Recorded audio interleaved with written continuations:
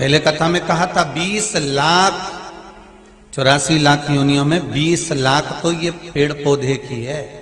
ये दूबा, घास, पत्ता, पत्ती, पेड़, ये 20 लाख योनि, ये जितने वृक्ष नजर आ रहे हैं अपन भी कभी थे। जैसे वो बोलते ना सास भी कभी बहू थी, तो अपन भी कह सकते हम भी कभी पेड़ थे, ठीक है, हम भी कभी पौधे थे, हम भी कभी वृक्ष थे।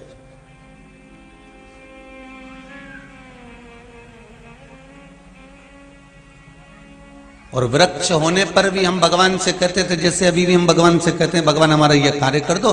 वृक्ष की योनि 20 लाख, और वृक्ष की योनि पाने पर भी हम भगवान से कहते थे कि हमें आम का पेड़ मत बनाना, हमें इमली का पेड़ मत बनाना, हमें आंवले का वृक्ष मत बनाना, हमें नींबू का पेड़ मत बनाना, हमें तुम आंवले का वृक्ष मत बनाना, हमें तुम अंगूर का पौधा मत बनाना, आप तो हमको कांटे वाला पौधा बनाना। भगवान पूछते थे क्यों? क्योंकि आम का पौधा बना दोगे तो लोग पत्थर मारेंगे, इमली का पौधा बना दोगे तो लोग पत्थर मारेंगे, और यदि आप फलदार पौधा बना दोगे तो लोग हमें नोचेंगे, हम पर चढ़ेंगे, हमको तोड़ेंगे, खींचेंगे, हाथ पैर तोड़ जाएंगे। ये पेड़ों की जो डालियां टूटती है ना, ये रोती हैं सब।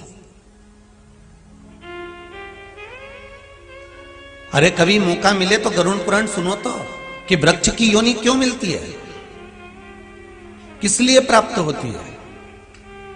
अगर हमने अपनी जिंदगी में किसी का हृदय दुखाया है, हमने जीवन में किसी का मन दुखा दिया है, हमने जीवन में किसी के लिए अपशब्द कह दिया और उसका हृदय टूट गया, हमने किसी को धोखा दे दिया, हमने किसी के साथ छल कर दिया, हमने किसी के साथ बेईमानी कर दी, हमने किसी के साथ कपट कर दिया और उसका हृदय टूट गया, तो जितनी बार हमने किसी के हृदय को तोड़ा है, वृक्ष की डाली भी बनकर हमें भी उतनी बार टूटना पड़ता है।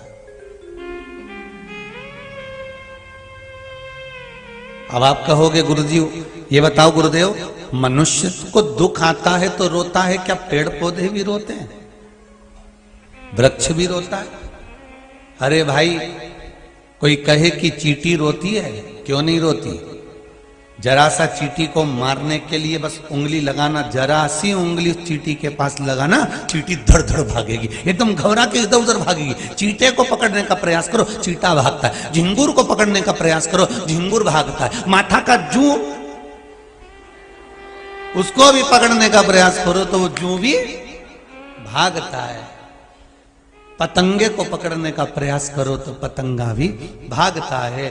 पक्षी को पकड़ने का प्रयास करो तो पक्षी भी भागता है। एक जानवर को पकड़ने का प्रयास करो, कुत्ता का बच्चा को भी पकड़ने का प्रयास करो तो वो भी भागता है। मतलब उसको ये महसूस होता है कि मैं मर जाऊंगा।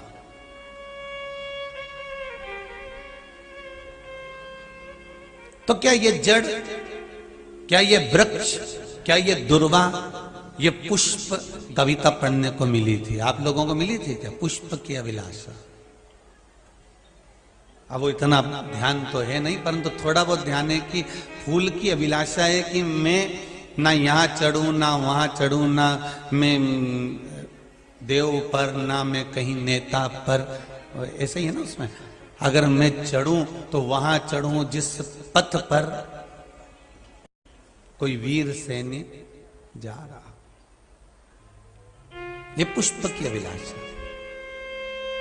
जिस कवि ने उसको लिखा होगा, अपनी पुष्प की अभिलाषा को प्रकट करा होगा, उस कवि ने भी पुष्प से कितना प्रेम किया होगा वो देखा जाए।